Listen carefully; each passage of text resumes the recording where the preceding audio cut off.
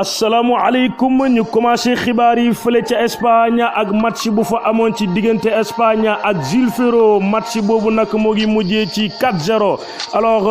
ku jël raw gàddu gi mooy waa Espagne seen entraîneur bi après match bi rafetlu na seen victoire boobu ci kaw Gil Ferro alors bu ñu jugee foofu ñu wax que ni ñaari joueurs yi dugal seen bi bokk na ci Rodrigo ak Paco Alcácer ñu jugee foofu ñu dem fële ci journal bi ñu wax sport ak sport TU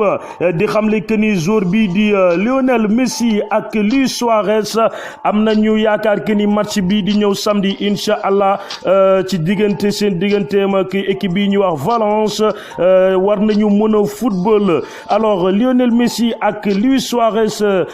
dinañu arranger waa Barça lool pour ñu football match bi di ñëw parce que 3 matchs la ñu amagum benn victoire ak benn défaite ak benn nul moo tax Lionel Messi ak Luis Suarez bu ñu footballé dina leen arranger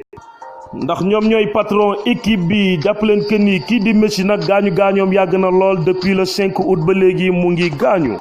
bu ñu jógee foofu ñu dem fële ca Italie ak match bu fa amoon bu ñu doon football waaye gis nañ que ñi tamit ñoom ñoo jël raw gàddu gi comme Espagne match boobu nag moom mooy seen 6e match pour qualification Euro 2020 yi alors bii di ñëw incha allah waa Italie nag benn match moo leen dese pour ñu qualifier direct pour Euro 2020 yi di ñëw incha allah alors seen diggante ñoom ak Grèce en octobre bii di ñëw la journal yi ko xamle nag. bokk na ci la Gazzetta ak Corriere dello Sport bu ñu jógee foofu ñu dem fële ca Angleterre di xamle que ni tamit ñoom ñoo yor les meilleurs buteurs du monde ndax seen match score yu ngande la ñuy marqué ci seen match.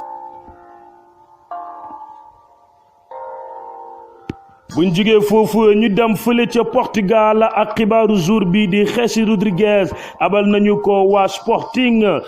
bu ñu jugee foofu aussi dañuy jeexale fële ci journal bi ñuy wax Provence ci xibaaru jour bi ñuy wax wala góol bi ñuy wax Mandanda que ni ñëwaat na continuer góolam fële ca Marseille après nag lu des yàggul dara. toog na lu yàgg te kenn déggu ko moom góol boobu ñuy wax Mandanda yaa jàpp leen que ni tamit dellu siwaat na pour continuer alors mbokk yi xarit yi ñu yem foofu jox leen rendez-vous